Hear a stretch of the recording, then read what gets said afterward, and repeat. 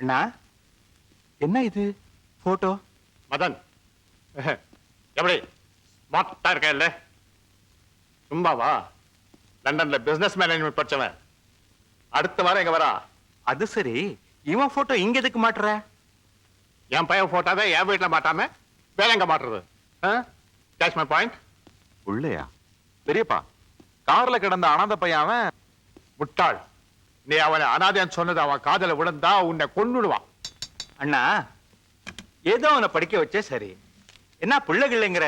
அப்போ அவ என்னுடைய எல்லா சொத்துக்கும் அவன் ஏக வாரிசு. Catch my point.